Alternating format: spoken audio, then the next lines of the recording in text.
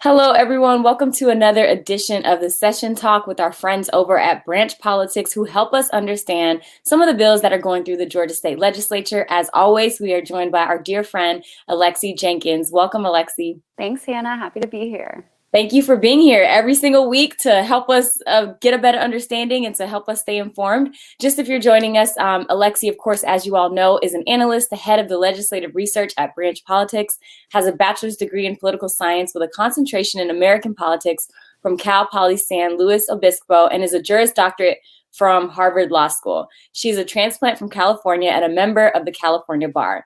Welcome again, and let's go ahead and dive right in. We know we have 3 bills we're going to check out today. Which one are you going to kick us off with today? So I actually wanted to start off with some updates on a couple of the bills that we covered before. These will be really quick because it looks like all of these bills are not going to get passed this session. Just where we are in the legislative session and how little movement there's been on this bill. These bills we can say with relatively high confidence that we're not going to see these passed. So these are HB 12, which would lower criminal penalties on possession of marijuana. HB 73, which would reduce the cost of insulin for Georgians, and HB 62, which prevents local election officials from accepting private donations. So, like I said before, we do not expect to see those passed. Just wanted to give you all an update and follow through with our earlier coverage. Thank you for that update. And just so we're all on the same page here, if you are joining us, please let us know what city you're tuning in from or what state. We definitely love to shout you all out and see all of the diverse members of our group here. But when you say that, right, can you give us some reasons why bills may not pass or what's next for these bills? Do they automatically die? Do they get carried over to next session? What happens with these bills? So these bills can be brought back up next session, but they likely will not pass for this session. So the reason that we know that is because bills have to go through this specific process where they get put in committee, then the committee chairs can bring them up for a vote. And if they are brought up for a vote and the committee votes yes, then they can move to the full chamber. These bills, I think I would have to verify on all of them, but I'm pretty sure the status of all these bills is that they are still in committee and they haven't even been brought up for a vote. So the reason that would happen is because committee chairs don't want to see these bills passed. It's not in their priorities. They want other things to pass first. But we're so far into the legislative session that if they haven't made it out to committee yet, they're probably not going to reach the final stage during this session. Right. That makes a lot of sense. And, we all are learning a lot as we go along. We've certainly learned a lot from you over the last couple of months, but knowing how bills work, right? Bills, before they can even get to the House, before they can even get to the Senate, as Alexi was explaining, they have to go through Rules Committee, and there's other committees and hearings that they have to go through sometimes to really get to that next level. So if they're not out there yet, like she said, they're likely not to pass this session. So thank you for sharing that. And if anybody was keeping an eye out on those, there is your update for those 3 bills. So what about the next bills? So the bills that I wanted to cover today do have a lot of progress, so we'll likely see movement on them coming up towards the end of the session. So this bill is HB 509, and it was introduced in the second chamber. So it was introduced in the House, passed in the House, and now has been introduced in the Senate and is being considered by the Senate. And what HB 509 does is provides protection for Georgians with pre-existing conditions if the Affordable Care Act is repealed or overturned. So this bill is very specific about when it would go into effect. It specifically says in the text of the bill that it only goes into effect if Congress either repeals the Affordable Care Act or the Supreme Court overturns the Affordable Care Act. And what this bill would do would take protections from the Affordable Care Act and put them directly in Georgia law. So practically, that means that Georgia law would now say that health insurers need to provide at least one reasonably priced plan to Georgians with pre-existing conditions. And that's important because that hasn't been done before, right? Or I guess that's not the case now. So currently, the Affordable Care Act does protect everyone nationwide who have pre-existing conditions, which is a lot of people. There have been studies that have found that up to 50% of non-elderly Americans have pre-existing conditions and up to 82% of elderly Americans. So it does affect a lot of people. The Affordable Care Act does provide that protection now, but we do not have that protection in state law currently. So since that law is vulnerable and the Supreme Court has been chipping away at it since it was passed, it is reasonable to say that it might be overturned by the Supreme Court coming up. So we would lose those protections unless in Georgia this bill does go into effect. Well, thank you for that. And I'm just going to put it in the chat so anybody who wants to learn more about it can look it up. And that's HB 509. Yes, that's correct. And there's a link for that. And I was just looking at it, and it does look like all the sponsors are Republican, from what I understand. Yes, that does make this bill really interesting, because attacking the Affordable Care Act, or as some like more right-wing media dubbed it really early on, Obamacare, to link it with the former president, it is something that's been very criticized by Republicans, and in the comments by Georgia Republicans who actually support this bill, they've also been critical of the ACA, which is really interesting. So Attorney General Chris Carr actually said of the bill, the terribly flawed Affordable Care Act has twice been deemed unconstitutional by federal judges, and I expect the U.S. Supreme Court to agree. But one area that Americans can agree upon is that those with pre-existing conditions must be protected. HB 509 does just that. So just to make sure, so this would basically provide everyone that coverage in the event that they take away coverage that already exists.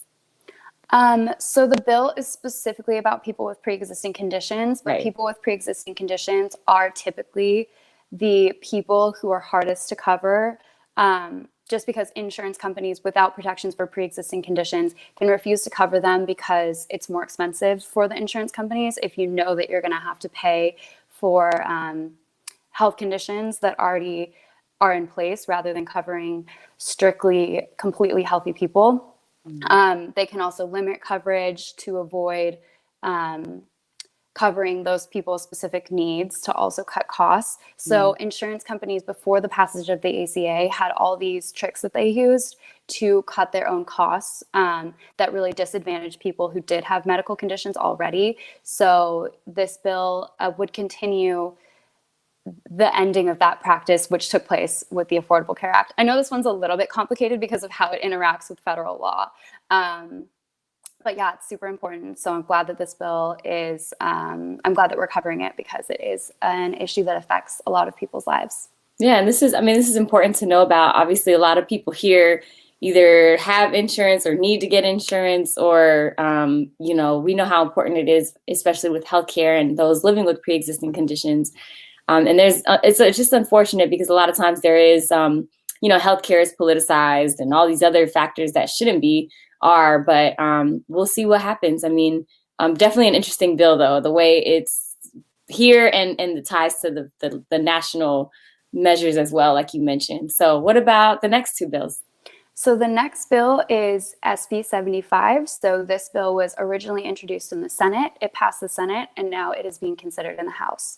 So it's also made a lot of progress through the chambers. So this bill would allow victims of stalking to terminate their lease. This is a protection that victims of stalking have nationally in 14 states. The idea behind this bill is essentially that once somebody receives a protective order for stalking, the person who is stalking them knows where they live. So a lot of people who have been stalked will want to relocate, be somewhere a little more safe that the stalker doesn't have access to. So currently, Georgia law only allows for stalking victims to break their leases if it's in cases of family violence, which means that it's between family members, non-married parents, or people within the same household. So what this bill would do would allow any tenant to break their lease with 30-day notice after a stalking order is given. And there are two different types of stalking orders. So there are civil stalking orders, which include protective orders given in court, or temporary protective orders, which can be given based on a police report. And then there are also criminal stalking orders, which are used in criminal cases when somebody's being prosecuted for a stalking offense. So this would be after that order has already been granted. This would just grant the ability of the victims in those cases to terminate their lease with a month's notice to their landlord. Wow, thank you for such a wide range of bills you cover every week. You know, you're letting us know about so much that's happening. What are people who support it saying, and what are people who are against it saying? So it does have bipartisan support, and it did pass in the Senate with a vote of 48-0. So we haven't received any comments from opponents. I'm sure they're out there, but nothing on the record. To Branch, Senator Kim Jackson, who is a co-sponsor of the bill, she's a Democrat from Stone Mountain. She stated that by expanding the lease release provision to allow stalking victims to end their leases and pursue safer housing, we will ensure that more survivors may begin a new chapter living in freedom and safety. I'm proud to sponsor this bipartisan legislation that offers a route to safer housing for victims of stalking and bolsters public safety in our state. Wow.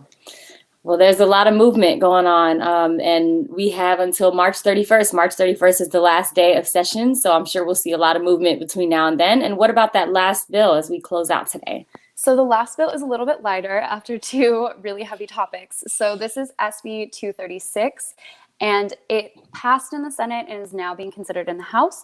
What it does is allows restaurants in Georgia with alcohol licenses to sell take-home cocktails.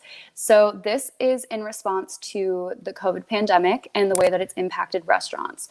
So 3,800 Georgia restaurants have closed since the pandemic began, leaving 100,000 employees out of work. So this bill is really aimed at alleviating some of that pressure the restaurant industry is facing because of our economic circumstances by allowing them to sell takeout cocktails, because the markup on cocktails is a lot higher than other food sources. So it's the biggest opportunity for profit for these restaurants.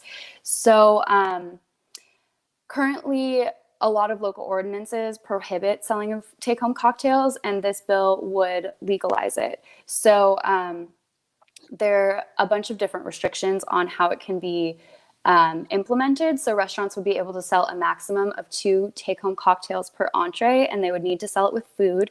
And each cocktail would be limited to 3 ounces of liquor, which is about 2 shots. Very specific. Very specific. Very specific. Yeah. Wow. I mean, it's so important, you know, with the times we're living in, we definitely have to be able to adapt and shift. And I think that this is a concept that many restaurants would welcome. And I even know restaurants that are currently doing that in their cities and in their counties. So I'm sure there's already some ordinances or maybe some rules here and there that are currently allowing restaurants to, I think. Yeah, some restaurants are doing it even in spite of local ordinances. But currently, the Georgia legislature last session allowed beer and wine to be sold in takeout form in closed containers. So this expands that to mixed drinks as well. Okay, I was gonna say, because I saw that. I saw Yeah. something. Okay. And thank you. I mean, this was just a wide range, and I hope everyone that's joining us and everyone that's listened, we really want to thank y'all for being here with us. Almost 2,000 people tune in every week, and we're just very grateful that you all are very interested in this knowledge and this information. I know that we have UK in the building, and we just want to say thank you for joining us all the way from UK to listen to what's going on in the Georgia State Legislature. And of course, we have so many other friends here. So we just want to say thank you. And Lexi, any final words today before we wrap up? Yeah, I appreciate everybody tuning in and following along. The legislative session is wrapping up. It's a very short window for us to influence our legislatures and get the bills passed that we want to see. So if you've heard anything that we've talked about or you want to know more about what's going on, definitely reach out to your representatives and subscribe to Branch's daily newsletter. Yes, don't forget to do that. That link is in the caption. Subscribe, subscribe, subscribe. Every day you'll get a nice email to your inbox that will break down one or a couple bills that are going through the legislature. So with that being said, we'll see you all next week as we move toward the final days of session here. And don't forget to follow Branch Politics. And thank you, Alexi, for all your support and all your information. Take care, everyone. Thank you.